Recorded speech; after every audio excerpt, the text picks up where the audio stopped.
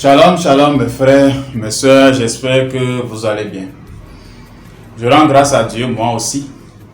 Aujourd'hui, j'aimerais vous faire une courte vidéo pour vous parler sur la guerre des saints qui se passe ces temps-ci sur les réseaux sociaux.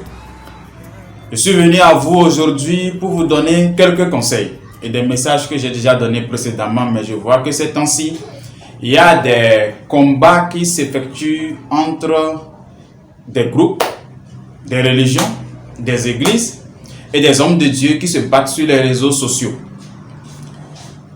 Il y a une possibilité, il y a une très grande possibilité que tu puisses écouter des messages de la sanctification venant de leur part, que tu puisses écouter des messages d'évangélisation venant de leur part, surtout ceux qui prônent la sanctification.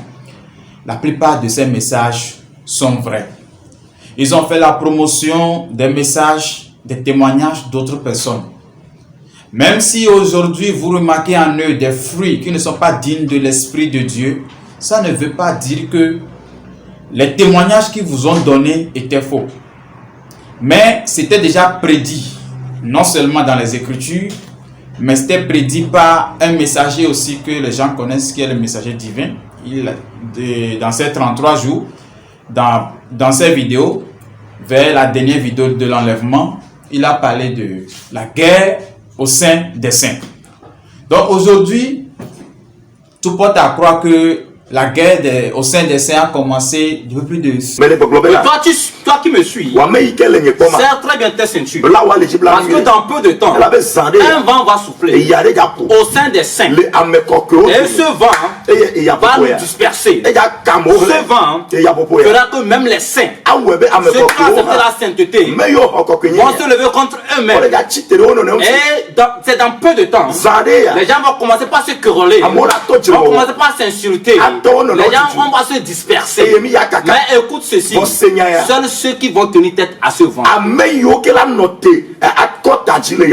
prendront pas à l'enlèvement.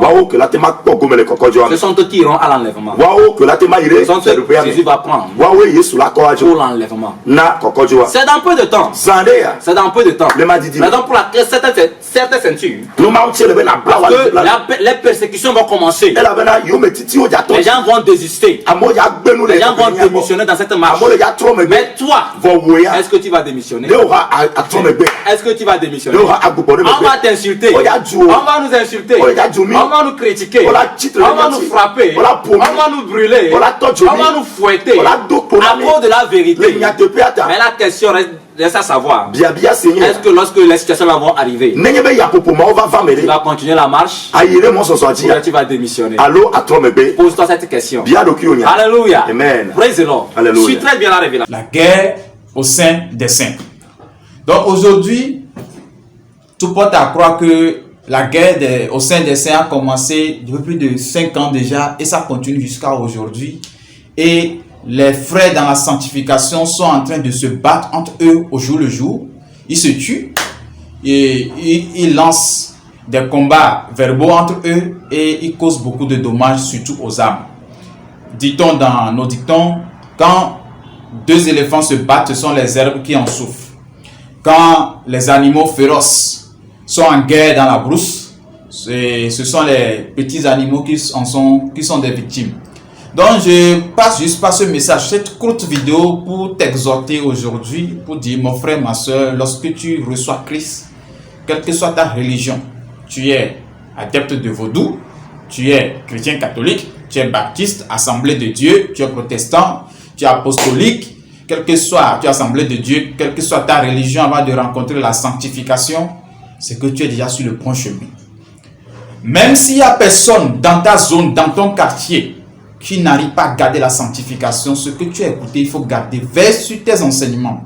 Veille sur l'enseignement que tu as reçu, garde-les.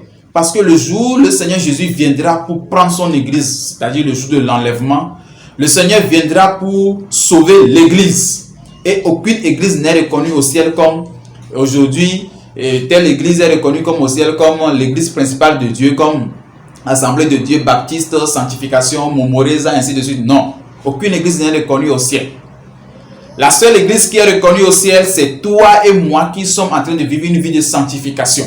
C'est à toi de prier. C'est pourquoi je dis chaque fois à mes frères et à mes soeurs que lorsque quelqu'un est devant vous et il vous parle de Dieu, vous devez prier et demander, Seigneur, je veux connaître l'état d'esprit de cet homme de Dieu. Je veux savoir si cet homme de Dieu vient de toi ou pas. Et ça va t'aider à mieux savoir si tu dois suivre cet homme ou pas. Cet homme peut beau prêcher la parole de Dieu, mais en lui-même, il a un tombeau blanchi. Donc vous devez savoir que vous devez chercher d'abord la volonté de Dieu et garder le message de la sanctification avec vous et vivre avec la sanctification. Le jour où Dieu descendra pour prendre son église, si tu es saint, Dieu te prendra. L'église, ce sont les saints rassemblés qui va former le corps du Christ. Aujourd'hui, nous parlons du corps du Christ. Ceux qui vivent dans la sanctification.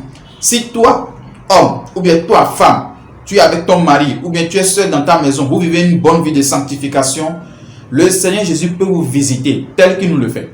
Et dans votre maison, vous allez avoir une connexion avec le Seigneur Jésus-Christ. Et ça, c'est déjà une église. Le rassemblement de ces petits foyers, c'est ça qui forme l'assemblée qu'on parle de l'église en général. Donc, le nom qu'on donne, c'est juste une dénomination. Donc, je t'exhorte aujourd'hui, parce que je sais que le vent qui est en train de souffler, ça va refroidir la sanctification, bien la vie, bien la foi de plusieurs personnes. Je prie pour toi pour que Dieu te donne la force de rester, de ne pas rétrograder, de garder la foi, de marcher tout droit et de vivre dans la sanctification pour la gloire du Seigneur Jésus-Christ. Passez une bonne soirée, que le Seigneur vous fortifie. Passez une bonne journée si c'est dans la journée et que la paix du Seigneur soit avec vous. Shalom, shalom, shalom. Acclame avec toi Jésus, tu m'as demandé de t'appeler quand tout ira mal. Tu m'as demandé de crier à toi, voilà la raison de